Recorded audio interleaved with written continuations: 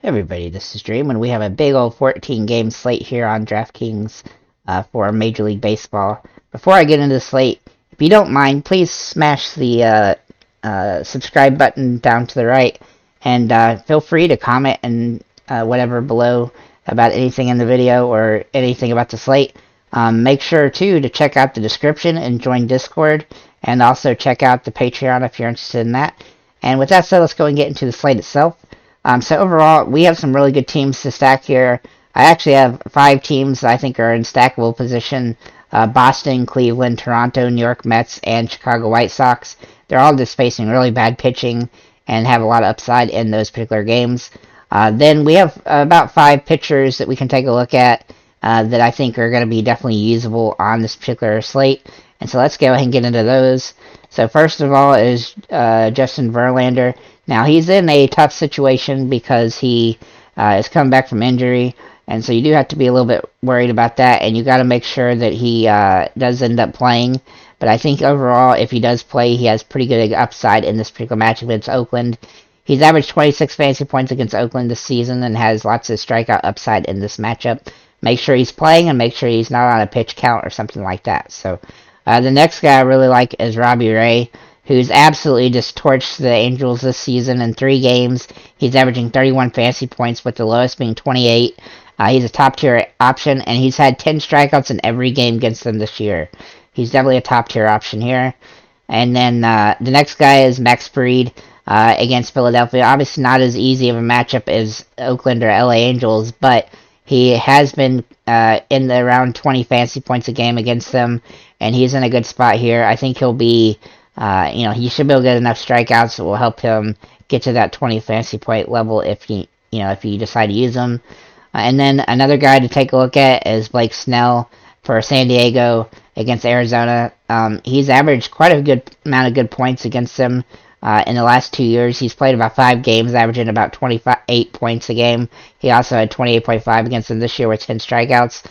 And he's had a couple bad games against them last year, but he is doing pretty well. He's just been kind of inconsistent lately, so he's been very boom or bust. You can see he's got a lot of 3-0 point style games, so you do have to be a little bit careful with him. Not my favorite option, simply because it's a little bit of a tougher matchup for him, because Arizona's done pretty good this year, but overall I still think he's a good matchup to take a look at.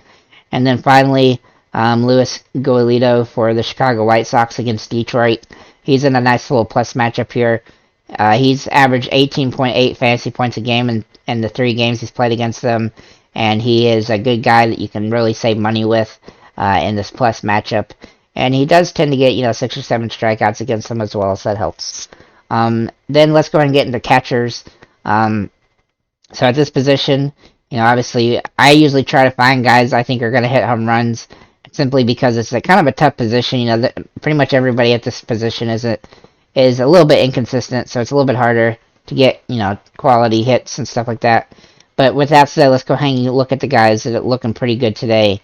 Carson Kelly, who actually just hit a home run today, is somebody we got to take a look at. Obviously, the matchup's not ideal, and he hasn't been hitting the ball all that well, but he does have some home run upside in this particular game. Then we have Cal Raleigh for Seattle in a very plus matchup. He's averaging 9.2 last 10, including 4 home runs the last 10 games. And so I look for him to have a potential here. Obviously pretty boom or bust, but he's somebody you can take a look at a pretty inexpensive price.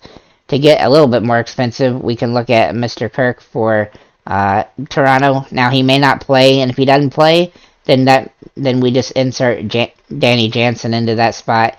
Danny Jansen's been really good lately. My computer's being all slow all of a sudden.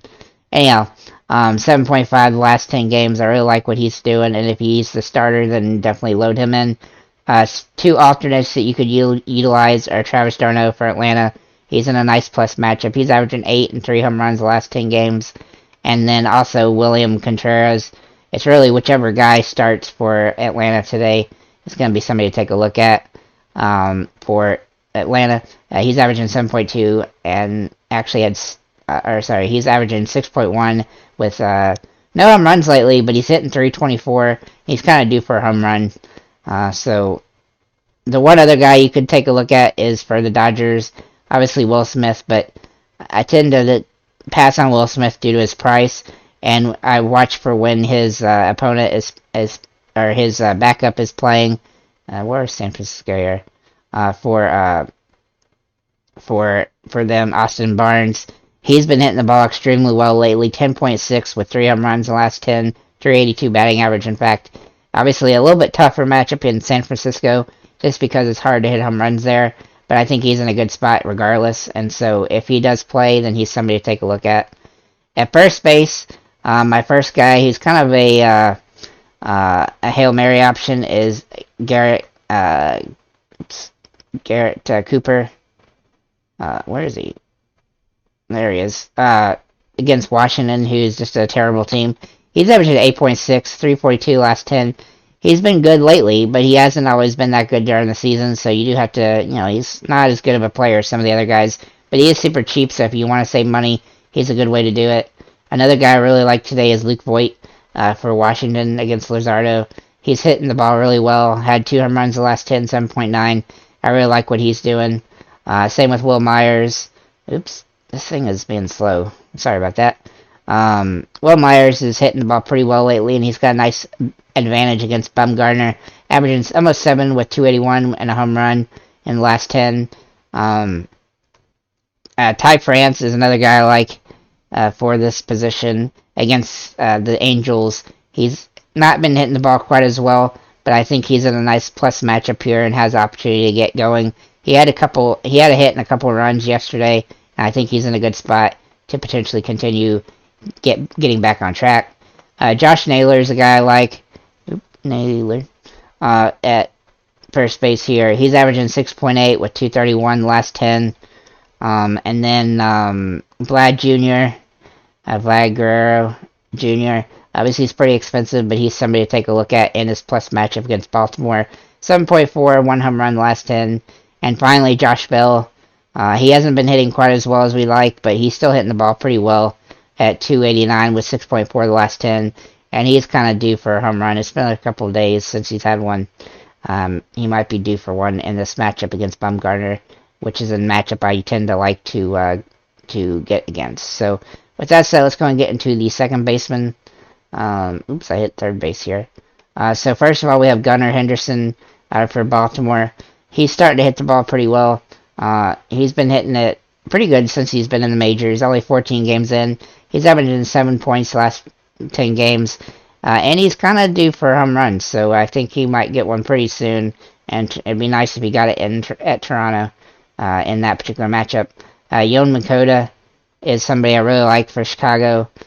He's been hitting the ball extremely well. 349 the last 10 with 10 fantasy points a game, including 3 home runs. And he's been pretty good against Detroit in 10 games. So I really like what he's doing.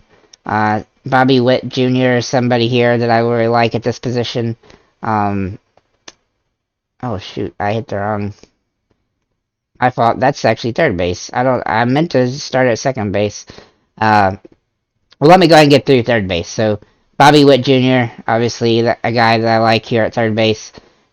He can also play shortstop. He's been hitting the ball pretty good, but he's not getting as many fantasy points as we like, especially for his price. But he's kind of due for a home run, so I look for that. Then we have Jose Ramirez.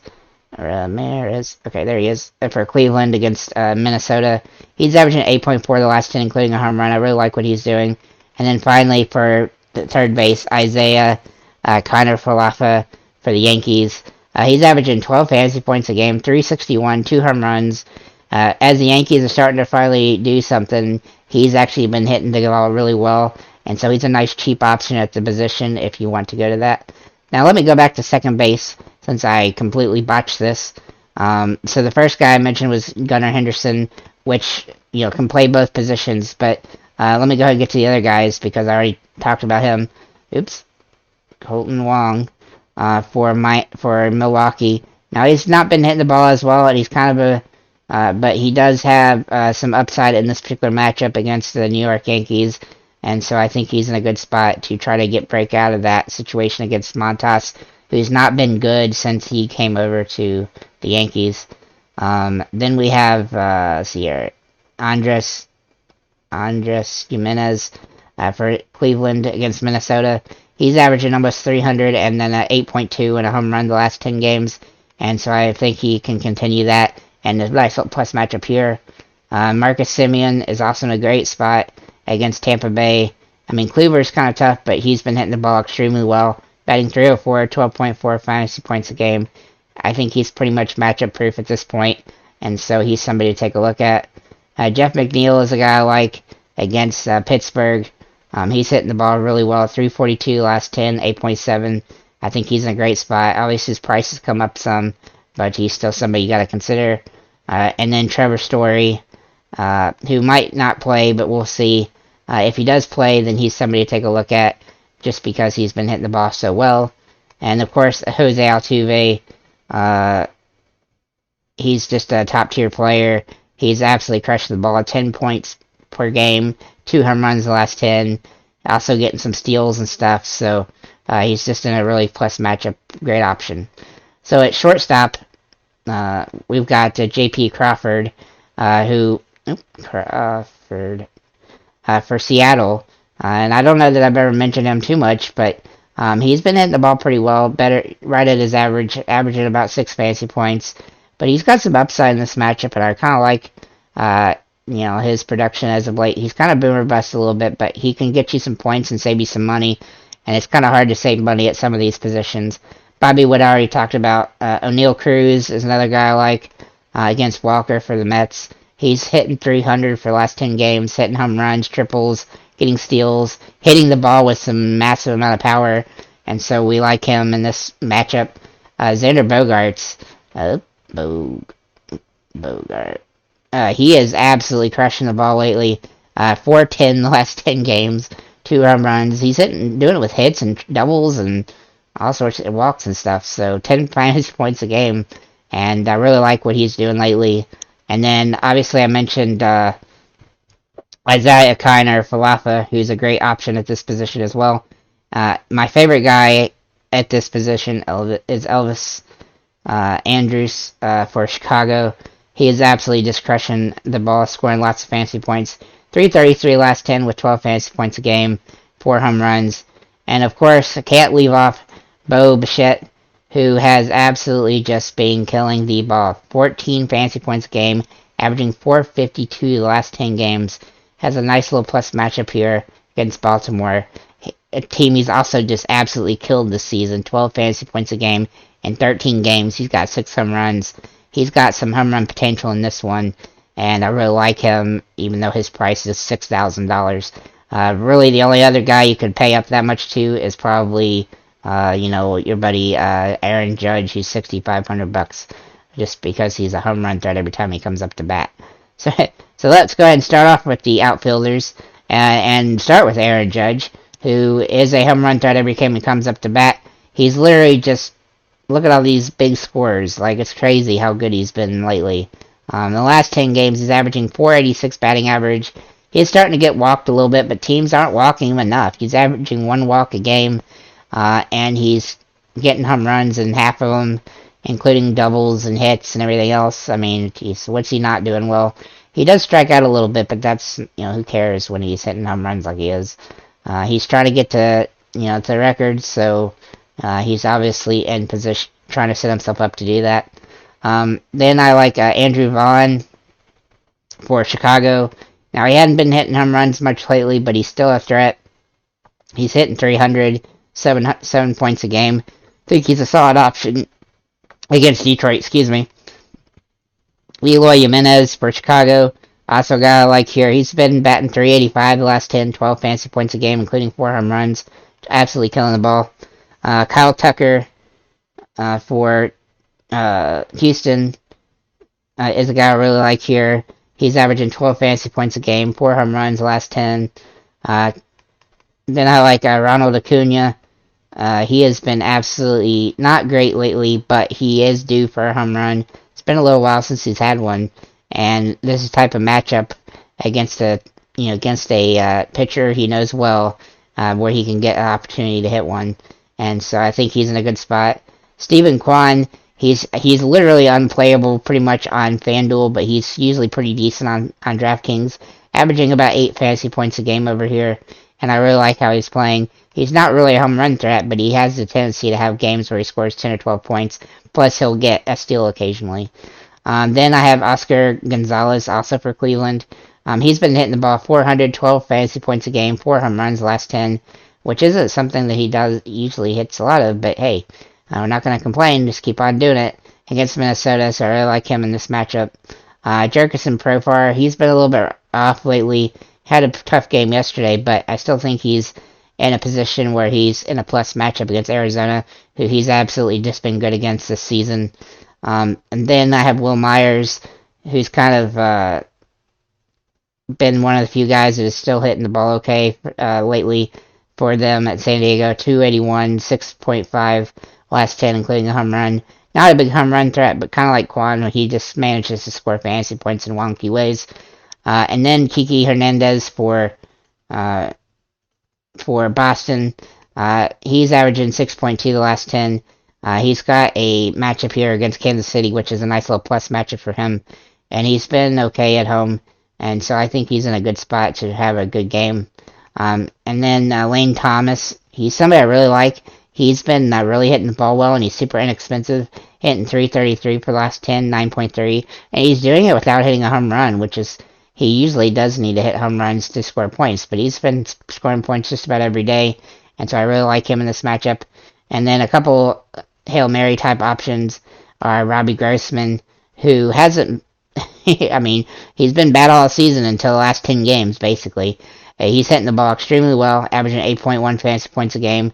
So you gotta take a look at the guy, because, I mean, you know, if you're starting to hit the ball, and you gotta get a look. And he's been doing really good since they got on that road trip, and now he's gonna be back, and hopefully he can continue to do well in these matchups for Atlanta.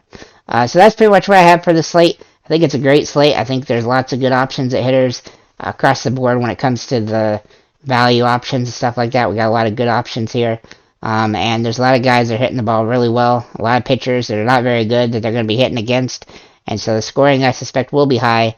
We got plenty of good choices, though, at every position. So if you have any comments or questions, or if there's any guys you think I left out you want to leave below, feel free to drop that in the comments. And have a nice day, guys.